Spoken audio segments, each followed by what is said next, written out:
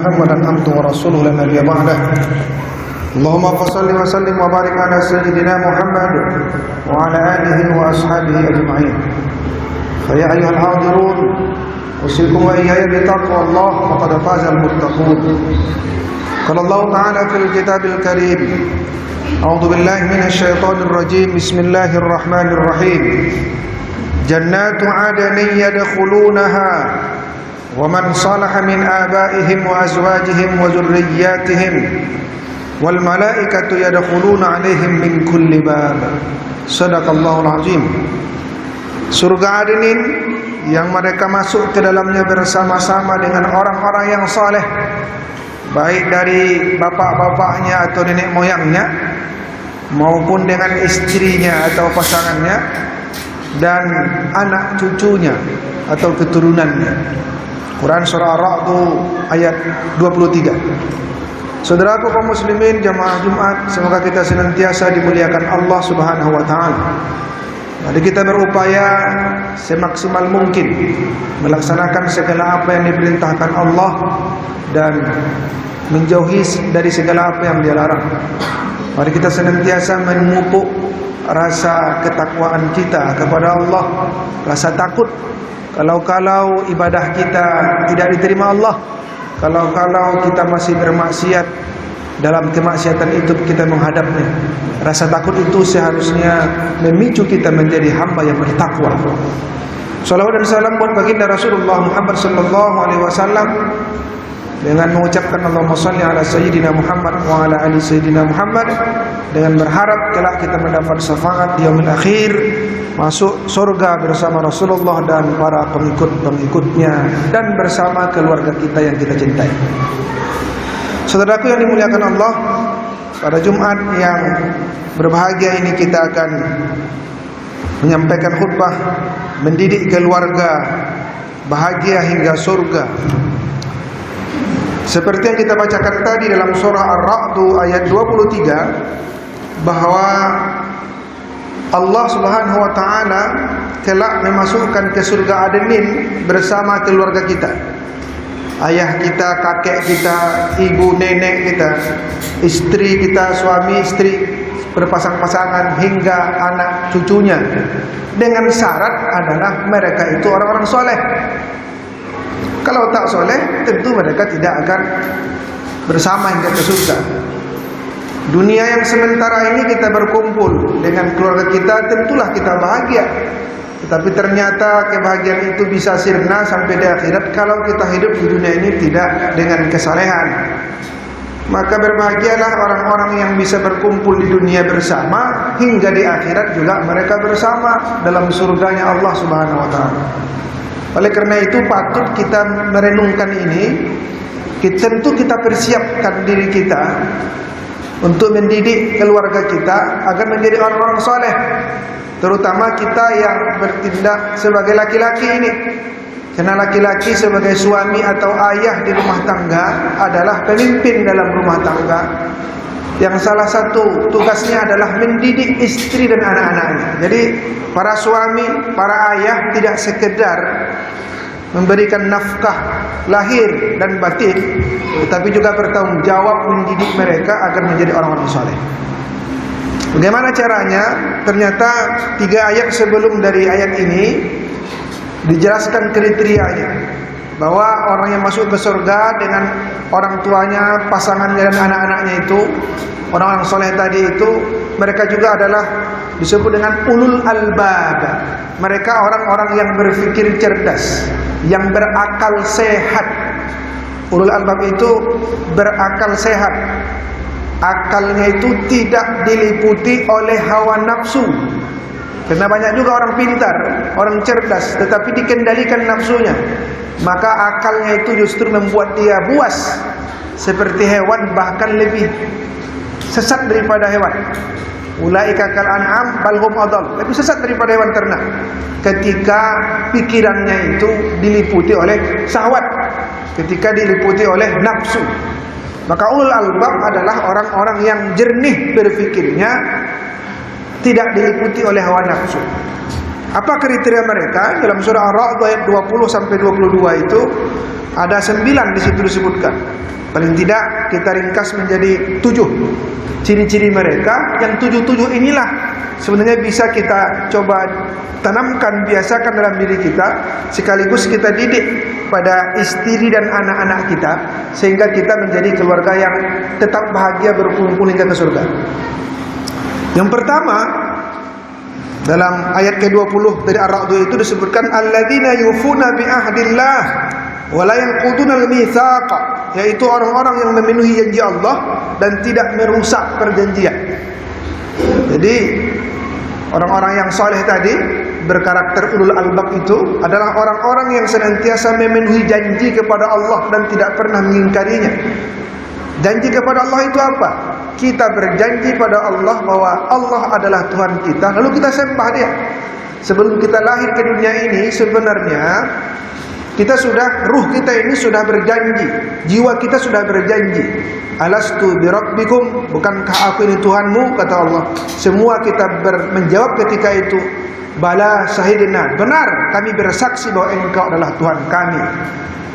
Siapapun dia, apakah dia lahir dari rahim seorang muslimah ataupun non-muslim, semuanya mendapat kesaksian.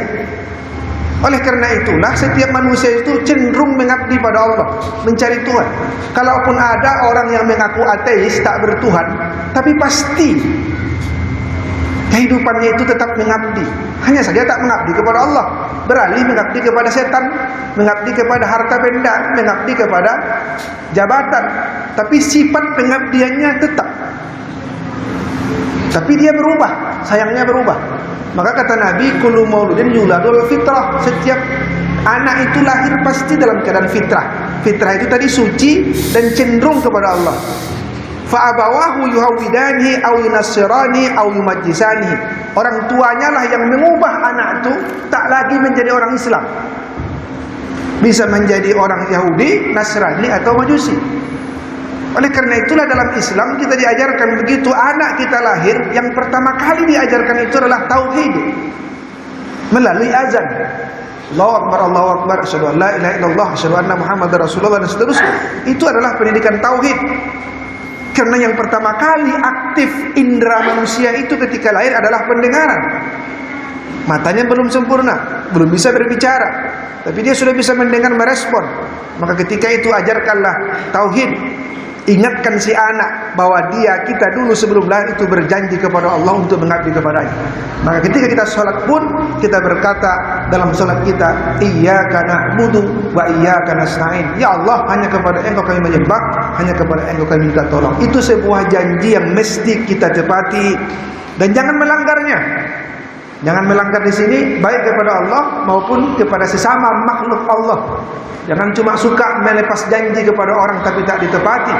Kalau tak ditepati maka dia khianat. Kalau dia berkhianat maka dia munafik, dan munafik itu sangat besar siksaannya. Saudaraku yang dimuliakan Allah. Yang kedua adalah walladzina yasiluna ma amarallahu bihi ayyusala, yaitu orang-orang yang menghubungkan apa-apa yang Allah perintahkan supaya dihubungkan. Artinya apa? Orang yang soleh tadi berkarakter cerdas itu adalah mereka yang suka bersilaturrahim, bukan justru membuat perkara, suka menggaduh tetangga, atau justru memusuhi orang lain, memutuskan silaturrahim. Kata Nabi ada 2 kelompok nanti ke neraka itu. Yang pertama adalah jarusu wa qati'ur rahim, tetangga yang jahat dan orang yang suka memutus silaturahim. Maka mari kita senantiasa menjalin silaturahim. Itu mendidik anak-anak kita agar mereka juga peduli pada orang. Jangan pernah menampakkan pada anak kita benci pada orang, apalagi dengan kata-kata yang buruk, apalagi sampai tidak bersekunjungan yang selama ini suka berkunjung. Maka kata Mustafa Al-Adawi dalam kitab Fikih Tarbiyah menyebutkan seorang istri yang solehah ketika membawa anak-anaknya bertamasya akan membawa mereka mengunjungi orang-orang soleh seperti dirinya. Dengan demikian kesalehan anak-anaknya akan bertambah pula. Maka silaturahim itu dijalin kepada orang-orang yang soleh. Jangan pula silaturahim sama orang pemabuk, sama pejudi, sama orang yang candu narkoba, tentu tidak akan berfaedah, malah merusak. Karena betapa banyaknya orang-orang yang rusak karena gara-gara kawan. Maka kata Nabi, untuk melihat agama seseorang, lihatlah siapa kawannya. Orang baik akan berteman dengan orang baik, orang jahat biasa juga akan berkumpul dengan orang jahat. Maka di situ ternyata ada pendidikan bagi diri kita dan anak-anak kita. Maka bersilaturahimlah dengan baik supaya kita menjadi orang-orang yang soleh, dengan tentu silaturahim dengan orang soleh pula. Yang ketiga adalah takut pada Allah dan azabnya. Wa yakhshawna rabbahum wa yakhafuna su'al hisab. Orang-orang soleh itu, orang-orang yang cerdas tadi itu adalah mereka yang khasyah, takut kepada Tuhan mereka, khauf, takut pula kepada azab Allah. Harus ada rasa takut dalam diri kita. Rasa takut itu bukan menjauhi Allah, tetapi rasa takut dalam artian khawatir kalau ibadah kita tak diterima Allah, khawatir kalau kita terjerumus kepada sifat riya, khawatir kalau kita terjerumus pada sifat syirik, munafik dan sebagainya. Sehingga kita tidak pernah merasa puas dengan ibadah kita, akan tetap meningkatkan kualitas ibadah kita. Begitu pula kepada anak-anak kita, khawatirlah kita jangan sampai anak-anak kita itu menjadi anak-anak yang durhaka kepada Allah. Kita bahagia mendidik dia sedemikian rupa, kita bangga-bangga dengan anak kita yang pintar, anak kita yang ganteng, anak kita yang cantik, anak kita yang pandai macam-macam. Tapi khawatir apakah mereka itu orang saleh atau tidak, apakah dia beriman pada Allah atau tidak. Maka kata yang serupa juga ditemukan dalam surah An-Nisa ayat 9, wal yakhshal ladina law taraku min khalfihim dzurriyyatan dhi'afa khafu 'alaihim falyattaqullaha wa liyaqulu qawlan sadida. Wahai orang tua, takutlah kamu, khasyah, takut kamu jangan sampai kamu meninggalkan anak-anak yang lemah di belakangmu nanti. Khafu 'alaihim, khawatirlah kamu terhadap kondisi itu. Obatnya adalah bertakwa kamu kepada Allah, berkata kamu dengan perkataan yang benar, artinya beri contoh keteladanan bagi anak-anak. Maka takutlah kepada Allah dan tanamkan rasa takut itu kepada anak-anak kita. Tanamkan sejak dini bahwa mereka itu senantiasa dalam pengawasan Allah. Termasuklah sekolahkan mereka supaya mereka berilmu, tapi ilmu yang membuat mereka dekat pada Allah. Karena banyak juga orang yang sekarang ilmunya tinggi, gelar akademiknya tinggi, kuliahnya tinggi-tinggi, tapi perangainya justru lebih parah daripada orang tak sekolah. Ini bukan seperti ini tuntunan Rasulullah, tuntunan Allah. Dalam Quran surah Fatir misalnya disebutkan wal innama yakhsallaha min ibadihil ulama. Sesungguhnya hamba yang takut kepada Allah itu adalah mereka yang berilmu. Maka semakin tinggi ilmu kita, seharusnya semakin takut kita kepada Allah. Saudaraku yang dimuliakan Allah. Yang berikutnya adalah sabar. Walladzina sabaru ibtigha'a wajhi rabbihim. Mereka itu orang-orang yang sabar karena mencari keridhaan Tuhannya. Jadi anak-anak yang soleh itu juga kita didik supaya sabar. Nah sekarang masa pandemi ini yang belum berakhir sebenarnya jadi momen bagi kita untuk mendidik anak istri kita menjadi orang-orang yang sabar. Apalagi di awal tahun ini berbagai macam malapetaka, musibah terjadi di negeri ini, di udara, di laut, di daratan. Di udara pesawat jatuh, di laut mereka mayatnya hancur di lautan, ada yang tenggelam, air ada yang naik menjadi banjir, air dari turun dari atas, macam-macam. Ada yang galodo, ada yang longsor, gempa. Auzubillah min dzalik. Semua ini adalah musibah. Musibah itu terjadi ada karena ujian untuk meningkatkan keimanan kita, tapi musibah juga ada terjadi karena ulah tangan manusia sehingga dia berubah menjadi azab Allah atas kejahatan kemaksiatan manusia. Oleh karena itulah tanamkan sifat sabar. Ada sabar dalam ketaatan, ada sabar dalam kemaksiatan, dan ada sabar ketika menerima musibah. Khusus menerima musibah ini Ibnu Qayyim dalam kitab Madarijus Salikin menyebutkan, hadapilah musibah itu dengan sabar. Caranya bagaimana? Yang pertama adalah yakinlah bahwa di balik musibah itu ada pahala yang besar, ada kebaikan yang banyak. Karena kata Nabi, sesuatu yang membuat kita susah pasti digugurkan dosa-dosa kita. Tapi kalau kita sabar, Bahkan orang yang sabar itu akan mendapatkan rahmat, salawat dan hidayah kalau kita sabar. Kemudian yakinlah akan ada masa yang terang. Sesudah kesulitan pasti ada kemudahan. Tidak mungkin orang sepanjang hidupnya susah. Baru yang ketiga, yakinilah, sadarilah bahwa musibah itu kecil dibandingkan nikmat Allah. Nikmat Allah jauh lebih besar daripada musibah yang kita terima. InsyaAllah ini menjadi tips agar kita menjadi orang-orang yang sabar. Kemudian yang kelima adalah waqamus shalah, dirikan salat. Orang-orang yang soleh itu adalah mereka yang mendirikan salat. Oleh karena itu kita yang punya anak, jangan sekali-kali kita biarkan anak kita tak salat. Nabi menjelaskan, ketika anakmu sudah bisa membedakan kiri kanan, latihlah dia salat. Sudah 7 tahun, suruh dia salat. 10 tahun tak mau juga, pukul dia. Bukan sekali-kali diajar, bukan sekali seminggu ketika dirikan subuh, atau sekali sepekan dalam salat Jumat. Setiap hari 5 kali dalam sehari suruh anak itu salat. 3 tahun tak mau juga, baru dipukul. Jadi butuh keteladanan.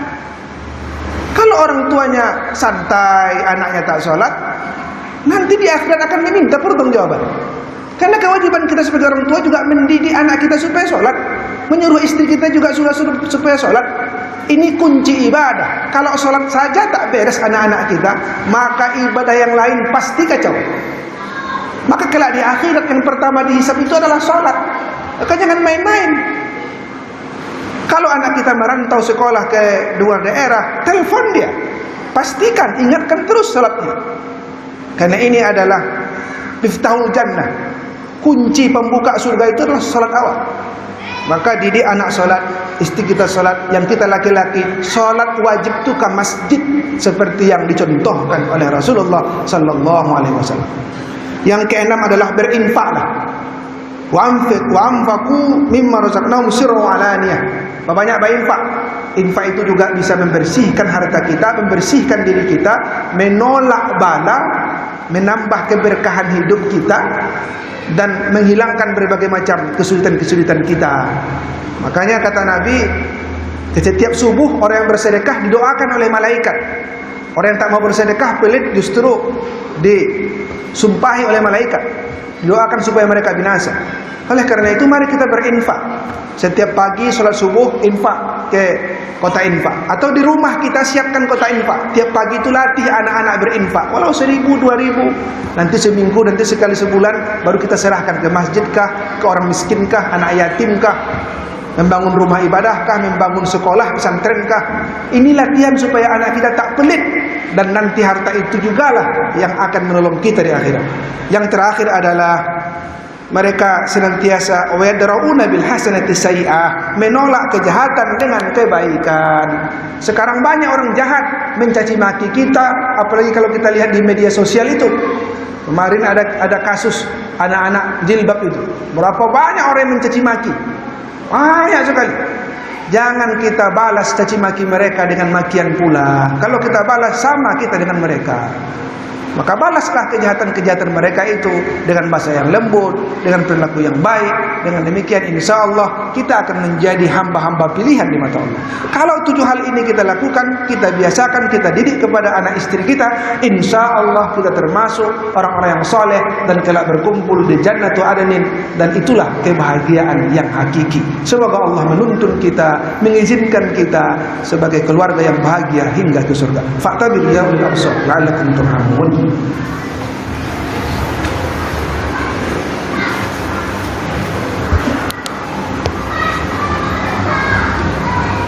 Alhamdulillahilladzi 'allama bil qalam 'allama al-insana ma lam ya'lam. Asyhadu an la ilaha illallah wa la syarika lah, wa asyhadu anna Muhammadan 'abduhu wa rasuluhu la nabiyya ba'dah.